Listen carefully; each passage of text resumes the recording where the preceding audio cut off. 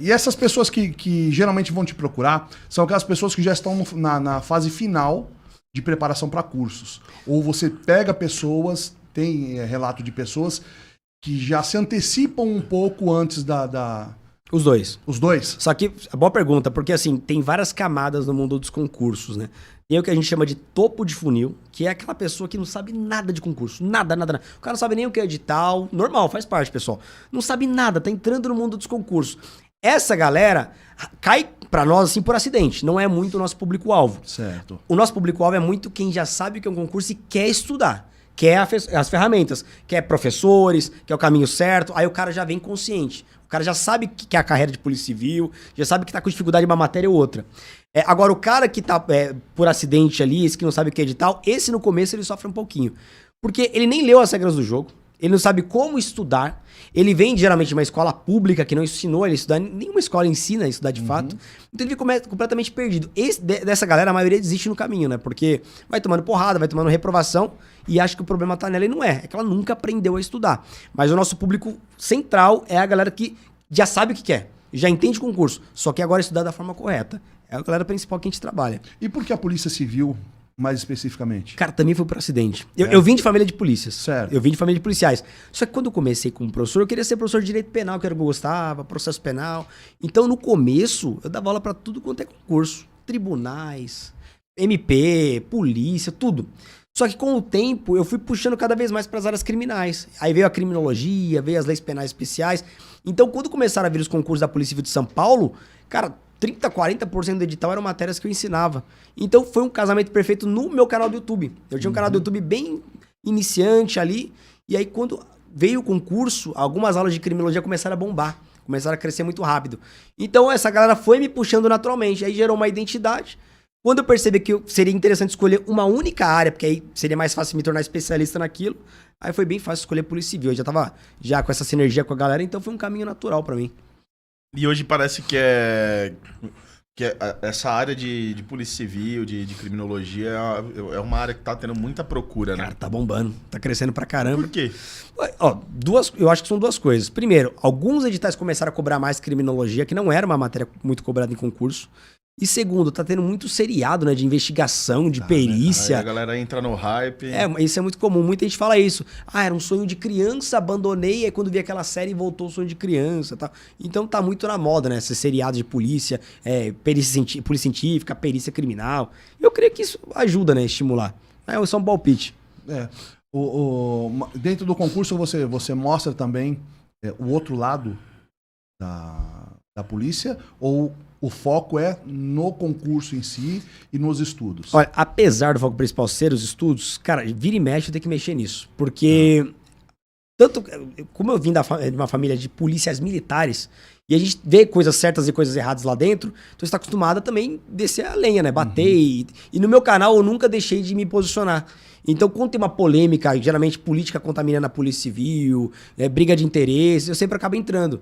E aí é um papo que eu tenho com os alunos. Falo, olha, galera, o detalhe é, não romantizem tanto o concurso público. Não romantizem a carreira. Como qualquer carreira, tem ponto negativo e positivo. Porque o cara idealiza tanto aquilo de filme e tudo mais, que ele entra e aí se decepciona e quer largar. Não, eu prefiro ajudar o aluno a já entrar consciente. Tem os perrengues, tem problema, mas você gosta, beleza. Os pontos positivos vão superar, então é o seu caminho. Então eu não gosto de romantizar o concurso público, porque a gente sabe que lá dentro vai ter problema, não tem jeito. Sim, e o dia a dia da polícia não é aquele romance do seriado. Principalmente né? no Brasil, né? No Brasil é bastante. Pelo que a gente já viu o Daniel falando assim, que eles têm uma puta tecnologia na polícia civil, caramba e tal, mas está longe de ser aquilo que passa em seriado, né? Longe.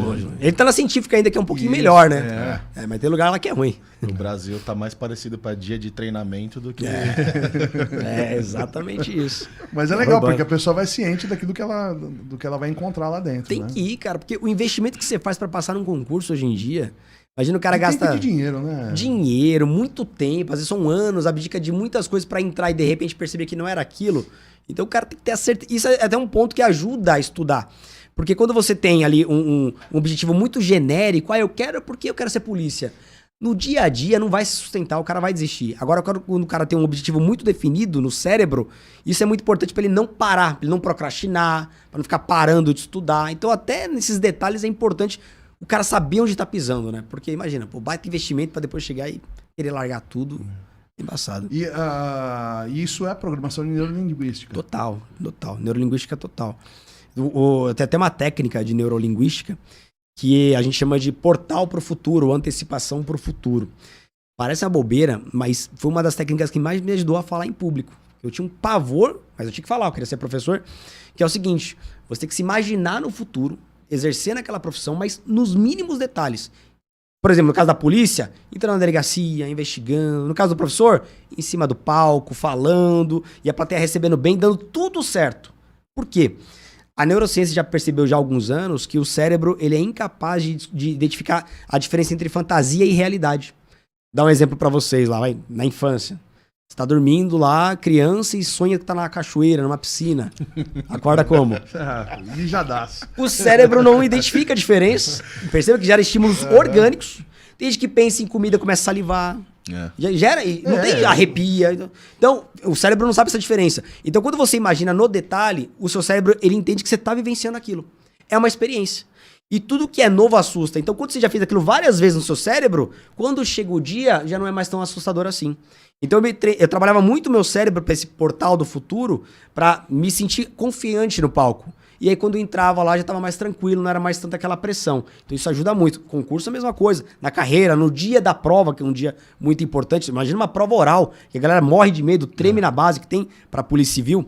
Então, tudo é neurociência, tudo é PNL. Isso ajuda muito na programação. Porra, imagina a prova oral pra Polícia Civil, cara. Cara, é bizarro, não deveria existir, né? Pra investigador, escrivão, esses cargos. Mas até hoje, tem projeto de lei andando pra derrubar, mas até hoje tem isso aí e uma galera cai. 30% dos candidatos são eliminados na prova oral. E também tem um projeto de lei pra poder exigir nível superior também, não é? Já passou no Congresso Nacional, já foi sancionado, mas falta os estados agora legislarem a nível estadual. Então tá nesse pé. Já foi aprovado já. A nível federal. Por enquanto ainda não tem aplicação Sim, prática, mas já tem, cogita-se nem ter mais concurso nível médio em São Paulo, porque tá esperando só o governador mandar o projeto pra acabar com o nível médio. Vai acabar. Mas é uma coisa meio bizarra também, não é? Tem um porquê disso, né? Porque, assim, não deveria. Por que um cara com um diploma de uma faculdade vai ser um policial melhor do que um cara de nível médio? Não tem nada a ver. Às vezes a formação do cara em administração, até em direito, psicologia, nada a ver. Qual que é o detalhe? Nos Estados Unidos, há muitos anos, a maior fonte de arrecadação é financiamento estudantil.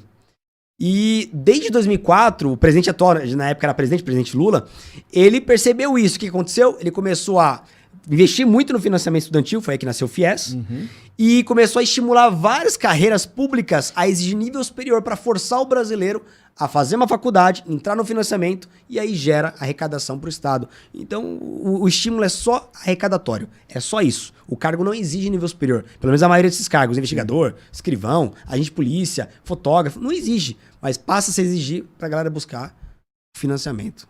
Posso dar um conselho pra galera? Claro, claro. Não caiu nessa. Se vocês querem ser só polícia, quer ser só polícia, faz um tecnólogo.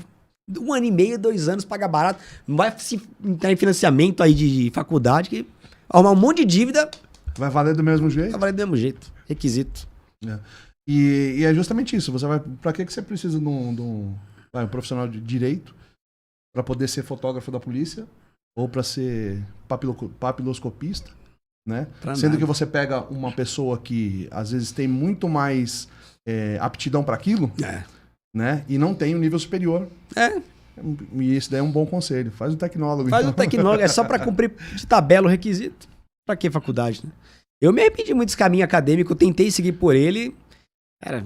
Você briga, e não vem na briga de ego, né? Diploma, certificado e tal, mas não transforma a vida de verdade do brasileiro, né? O brasileiro tem que resolver problema, então. Eu caí muito, eu fiz a faculdade, fiz 3 pós-graduações, um monte de cursos que no final não foi isso que mudou minha vida, não mudou absolutamente nada, né? Esse mundo acadêmico é uma tentação, cara. Ainda mais quando você começa a entrar em financiamento aí se enforca inteiro, não vale a pena. Vale. E essa sua virada de chave para professor, ela já vem logo depois da universidade ou depois do... Veio durante. Durante a universidade, porque assim... Você que é do direito sabe, quando a gente tá no 9º semestre, a gente já pode prestar a prova da OAB. E aí já vale se passar. E eu queria fazer isso. Na minha ingenuidade, eu pensei, bom, se eu fizer durante a faculdade, não vai ter pressão. A pressão é quando o cara tem 5 anos e aí aquela pressão vai passar. Não é nada. Depois que você coloca seu nome na inscrição lá, a pressão é a mesma, não existe A diferença é que você tem mais 6 meses pra fazer de novo. Exato, exato. Então, nessa fase eu estudei pra caramba e eu não tinha grana. Na época, o cursinho mais famoso do país era a LFG. A famosa LFG, e era um baita curso mesmo, não tinha grana pra pagar. Só que eu lembro que na véspera da minha prova, eles liberaram o aluno de véspera, ou cobraram 50 conto, era um negócio barato. Falei, vou fazer, vai que ajuda. E quando eu fui assistir o aluno de véspera, que naquela época era telepresencial, cara, aquilo mudou minha vida. Ali que eu descobri que eu queria ser professor. Porque até então eu tinha a visão do mundo dos professores da escola pública, de um cursinho particular, uma coisa ou outra ali que o professor não é valorizado, ninguém escuta o professor. O professor é um vilão, né, pro aluno. Ali não, ali você percebe centenas, milhares de alunos às vezes, querendo passar. Os professores, uma baita de uma didática, são artistas, né, em cima do palco. E o cara, às vezes, em 15 minutos, te ensina o que você não aprendeu em 1 ano na faculdade. Isso aconteceu comigo, no aulão de véspera. Eu matei umas 6 questões ali, que eu não aprendi na faculdade, eu aprendi ali em 1 hora, 2 horas. E aí, quando eu senti aquela transformação na pele, via aqueles caras no palco falando e tal, pô, é isso que eu quero fazer. Ali eu descobri a profissão que eu queria. Porque eu tinha visto só o lado negativo. Então foi durante a faculdade. Tanto é que eu passei nessa prova da OAB, eu consegui passar de primeira. Era uma fase que já tinha aprendido a estudar, já tinha superado as minhas reprovações, reprovei pra caramba em vários concursos antes. Só que fui aprendendo. Aí passei na prova da OAB de primeira, sem cursinho, foi só aulão de véspera. E aí depois eu fui de novo no aulão de véspera da LFG, mas eu fui lá no presencial só pra conhecer os professores. Já era aprovado. Fui lá só pra conhecer os professores, porque aquilo fazia os olhos brilharem mesmo. É muito louco, cara. Quando você vê ali aquela galera transformando mesmo. E são artistas do palco. Aí mudou minha cabeça. E você hoje consegue transpor aquilo que você aprendeu lá pra sua audiência? Ah, com certeza, cara. Com certeza. Quando eu comecei a querer ser professor... Porque é o objetivo de todo mundo, né? Você chegar né, no nível daquelas pessoas que você um dia admirou. Sim, né? sim. É impactar o aluno. É justamente ter esse contato transformador na vida do aluno.